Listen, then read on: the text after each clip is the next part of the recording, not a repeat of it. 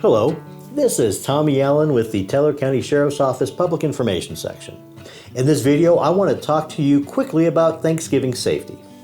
Thanksgiving should be a great time where family and friends come together and enjoy each other's company over a great meal. The last thing you want is to have some emergency happen that ruins the holiday. So first, let's talk about fire safety. Thanksgiving has more cooking fires than any other day.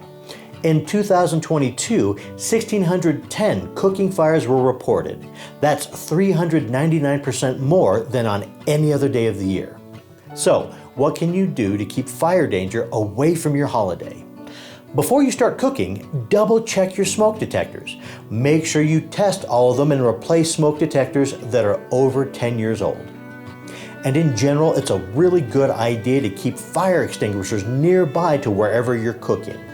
But if a grease fire starts, use baking soda or maybe even put a lid or a baking pan over the top of the fire to put it out. But never douse a grease fire with water and never throw flour on it. Now, that fire extinguisher you're keeping nearby will be for if the fire spreads, because if you spray a fire extinguisher directly into a grease fire, the pressure may blow the grease out of the pan and spread the fire inadvertently. So, just if the fire spreads, that's when you use your fire extinguisher. Now, as you get dressed for your day of cooking, stay away from long, loose-fitting sleeves. You really don't want to have a sleeve catch fire from a hot burner if someone distracts you while you're cooking. Now, let's talk about frying turkeys. Of all of the ways that you can cook food, frying in general has the most potential for unexpected fires. So here are some things you can do to reduce the risk. First, when you're setting up the fryer, do it in a safe place. Set the fryer up on a stable, level surface. Make sure that it has at least 10 feet that it's away from your house and it's not under any eaves or any tree branches. Make sure it's in a place where you won't want to move it once you start cooking.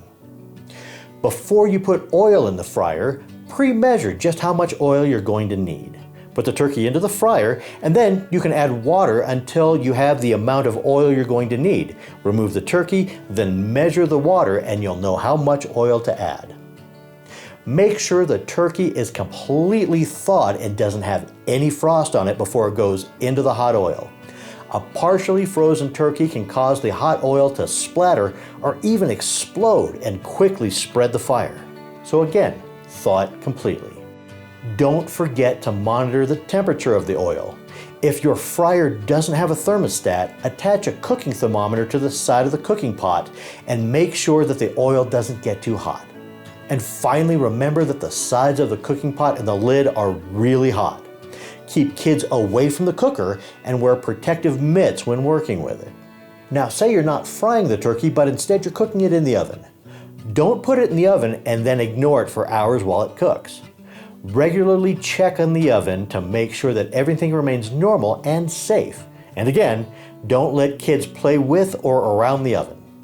And if you're cooking food on the cooktop, don't leave cooking food unattended. Keep lids nearby and maybe some baking soda in case you need to deal with a grease fire. And keep flammable items away from the stove. Turn pot and pan handles so they're not sticking out from the stove where they can be bumped or pulled over. And of course, keep the kids away, unless they're helping you. And if you have your little helpers there, just make sure that they know what they're doing, don't let them use knives, and keep an eye on them. Now let's talk about preventing food poisoning.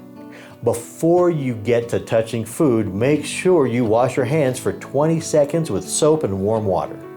And as you're preparing your food for cooking, keep uncooked meats away from produce. When you use containers, utensils, or cutting boards with uncooked or undercooked meats, seafood, and eggs, wash them thoroughly before you use them with any other food. Now, before we close out, let's talk about electrical safety. You may find yourself using electric cookers or warmers you don't normally use. Don't overload a socket with a bunch of plugs. If you're going to use more than one plug with the socket, use a power strip with surge protection and limit the number of appliances you plug in.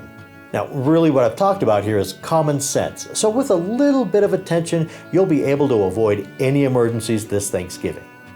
If you have any other tips to add, I invite you to put them in the episode's comments below. And on behalf of the Teller County Sheriff's Office, we wish you a safe and happy Thanksgiving.